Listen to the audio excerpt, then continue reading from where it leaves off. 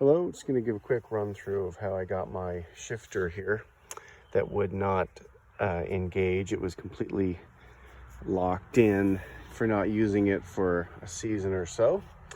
And I think that I ran it through water, did everything right, but at the end of the day, it just got seized up on me. So I'm going to walk through what I did to free it up, and it didn't require anything too major other than some patience and some penetrating fluid and a little bit of understanding. So this is the actual tags is a 2012. I think I bought it in 2013. Mercury 2.5 horsepower. Just to give you the shot here. So long story short, for this version of the engine, like I said, this whole mechanism here was stuck. It would not go. Finally, when I went and gave it too much effort, it actually spun out. I think it's held on there basically by friction. So I'm going to show you what I did to kind of fix that too. But what happens is when you pop this tag off here, you'll notice that the inside here, this will move up and down based on the lever up top, and you've got that mechanism.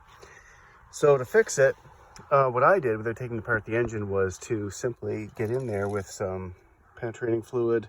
This is what I bought. It was on sale at Princess Auto. I went to town with it. I went everywhere with it. I even had this for undercoating. I rigged up to it so that I could really shove it up there, and gave a 360 kind of process to it, okay? And I tried to go up as far as I possibly could. And what I also did, though, I'm not sure if that fixed it, you'll notice in here, you can't see it, but the mechanism in here, I drilled right in there with a 3/16 drill bit, enough that I could actually get the end here into it. And even with my little red nozzle here, would have been more than fine. And I just went to town. So there's about half a can, and I didn't spare any expense really. I let it sit for about a day. It seemed like that was the kicker. Then what I did was, I wish I could take this off, but this was useless now. It was not holding on via friction anymore. So I took this handle off, and you'll notice I used a special drill bit, obviously, because the actual, it's just a round, kind of cylinder bolt head, if you will. And what I did was I drilled up right through the actual bolt itself, so there's no longer friction.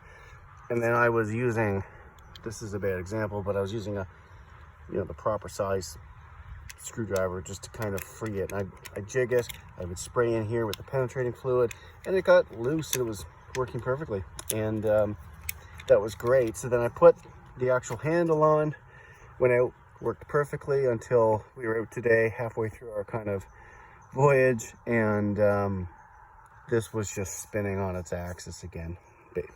So what I did, I got home. Right now, as it stands, I have a bolt in there, and I'm going to, that's jerry rigged. It works great, and it won't, it's not burdened by trying to do everything via just a friction kind of mechanism. But I am going to put a proper stainless steel bolt in there and do it up properly. Right now, there's no nut on the other end, and it's just in there, so it runs the risk of falling out. Anyhow, it's been working like a charm.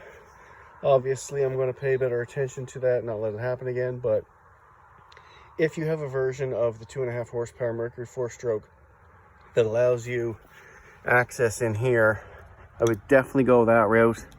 I would highly consider maybe even drilling a little bit in here. I plugged the hole when it was done with some marine JB weld, but it was fully, like I said, fully embossed with this penetrating fluid. So anyway, good luck. You can avoid taking apart your engine or taking it to the expensive dealership if you follow this. Hopefully your luck is as good as mine.